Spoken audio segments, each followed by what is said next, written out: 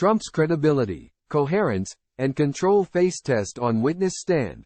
The Boston Globe New York's Attorney General, Letitia James, will call Trump to the witness stand at his own civil fraud trial in Manhattan, where, under oath and under fire, the former president will try to convince a single, skeptical judge, not a jury, that he did not inflate his net worth to defraud banks and insurers. Privately, Trump has told advisors that he is not concerned about his time on the stand.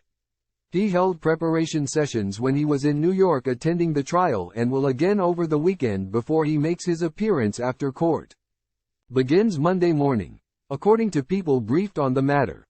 The former president believes he can fight or talk his way out of most situations.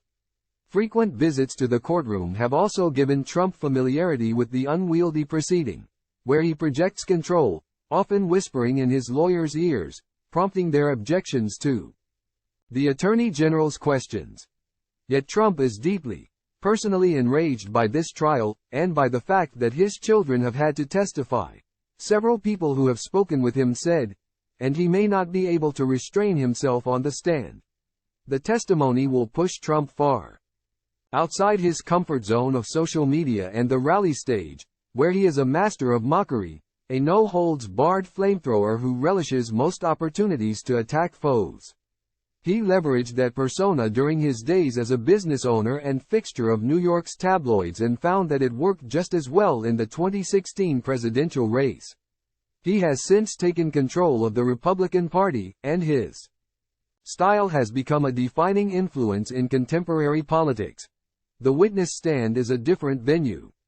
It's a seat that requires care and control, where lying is a crime and emotional outbursts can land you in contempt of court. Another risk during his time on the stand. Trump, 77, has been showing signs of strain and age on the campaign trail, mixing up the names of foreign leaders and at one point confusing which city he was in. The test of the former president's credibility, coherence, and self-control could supply his opponents with ammunition on the campaign trail, where Trump is the leading Republican contender for the White House.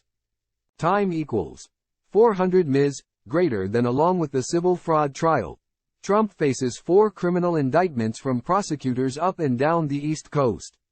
While the varied legal woes present a costly distraction in the midst of his third White House run, Trump has managed to bring the campaign trail to the courthouse, where he casts himself as a political martyr under attack from Democrats like James. Time equals 400 Ms. greater than. Trump, of course, is no stranger to the courtroom.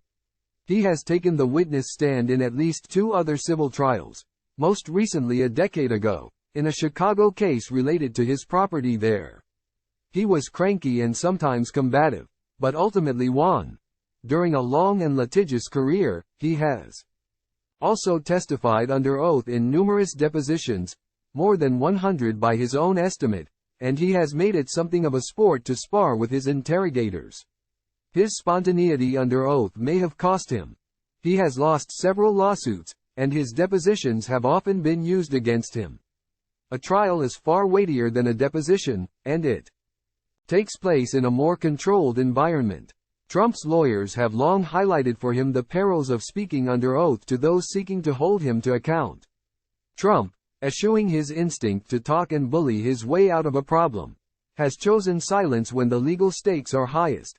He declined to appear before a Manhattan grand jury that ultimately indicted him on charges related to a hush money deal with a porn star.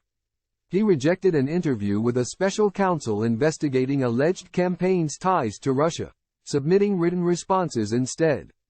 And he initially invoked his right against self-incrimination rather than answer James's questions about his net worth. Time equals 400 Ms. greater than. He eventually had a change of heart in the Attorney General's case, answering questions under oath in a deposition this spring. Although he could have continued to invoke his constitutional right not to testify, he had a strong incentive to talk. In a civil case, a jury or judge is allowed to draw negative conclusions from a defendant's refusal to testify.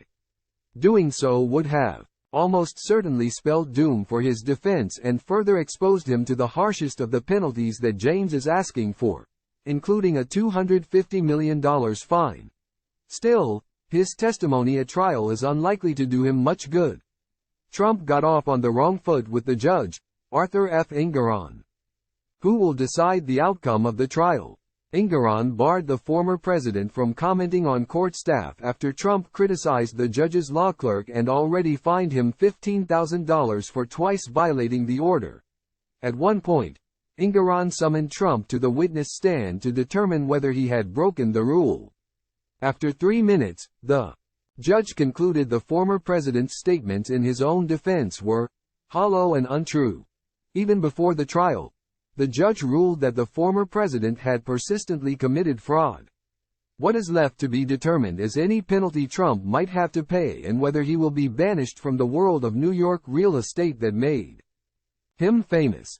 At the heart of James's case is the accusation that Trump, his adult sons, and their family business manipulated the former president's net worth on annual financial statements. Trump's company, the Trump Organization, submitted the statements to banks, duping them into issuing favorable loans, James says.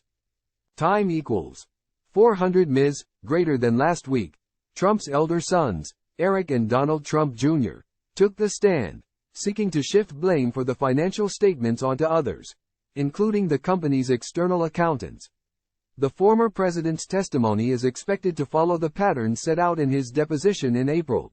He is likely to insist that there was a disclaimer on the financial statements, which he refers to as a worthless clause, that made it clear that banks should do their own due diligence.